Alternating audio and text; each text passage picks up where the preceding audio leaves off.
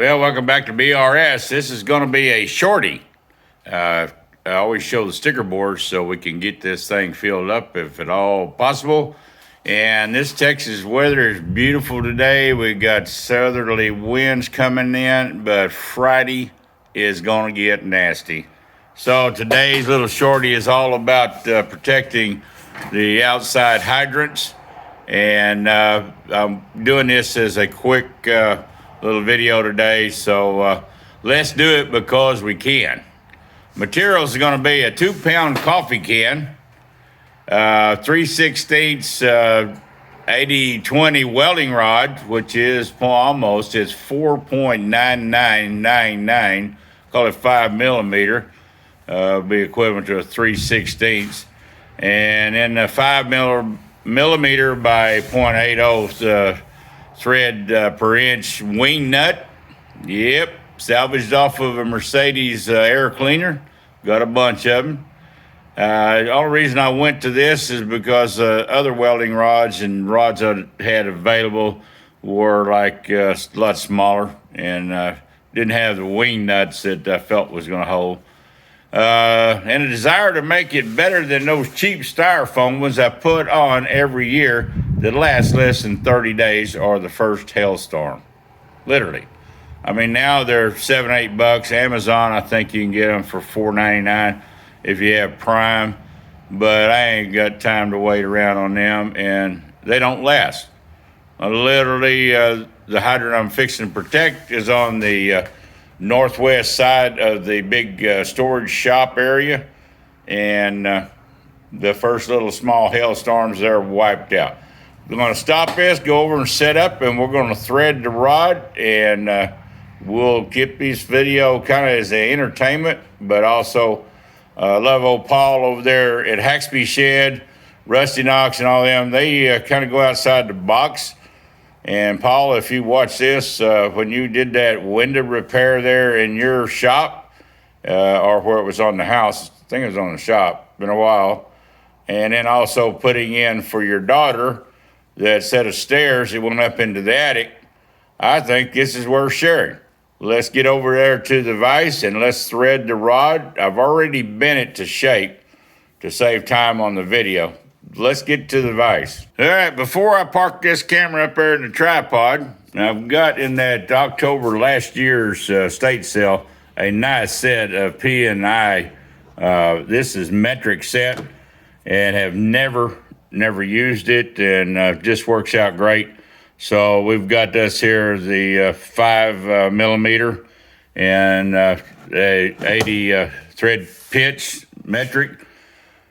I had this, went out there and bent me a template out of some wire that was real easy for me to bend before I got here in the shop, which I use in upholstery.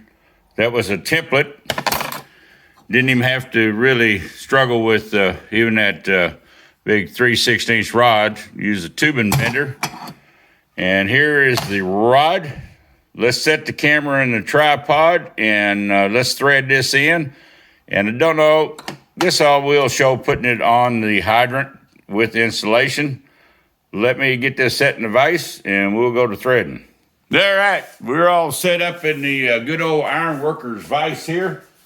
Another one of the estate sales I went to about 4 years ago. Love this Iron Workers vise.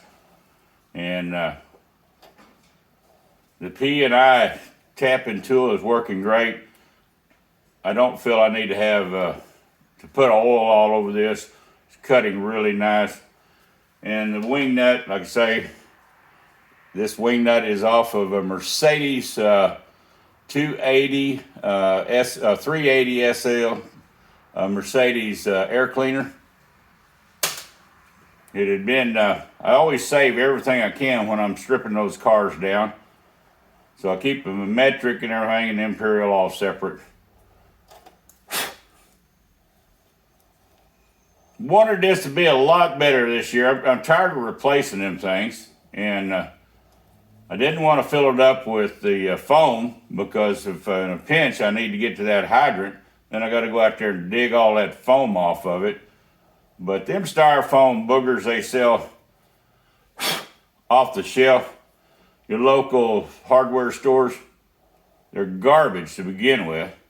And then the retainer rods, like I'm doing right now, of course, they're plastic. And the first good gust of wind besides the hail, they disappear.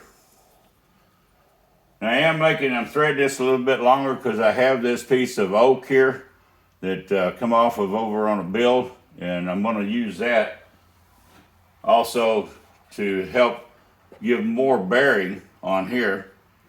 I was going to put some washers on there, but you know what, that's going to let me not have to worry about, without using stainless, rust. Really like this P&I tap right here.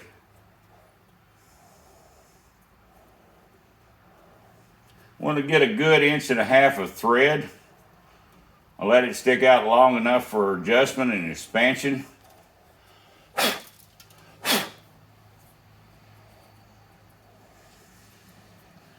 I'm not advertising for P&I, but I tell you what, it was sure a treat when I got that estate sale that those were included, and I got also all the Imperials, got them all the way up to 3/4 of an inch.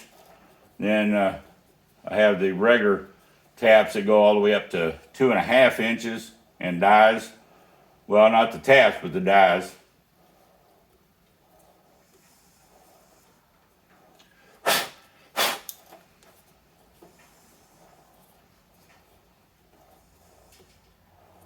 Let's make sure we're good to go.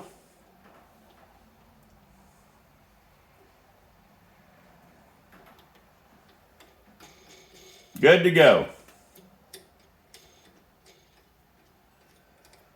Like I say, winter is right on top of us here in north central Texas. And this time of year, we never know, probably right in the way, what we're going to expect. But we hope that the tornado weather doesn't come in early this year. Yeah, I could have bought a dozen for the hour it's taken me to make this thing, of those cheap ones. All right, there's my 1.5 inches. Good old Texas eyeball on there.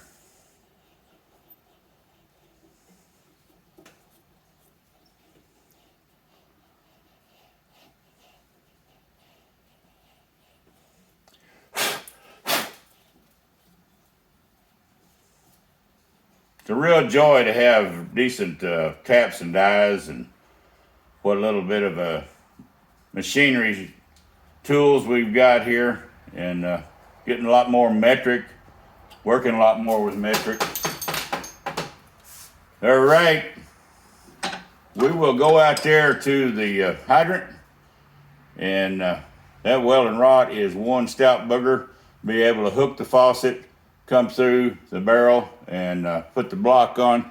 Let me stop the video and let's go mount this thing. We're going to change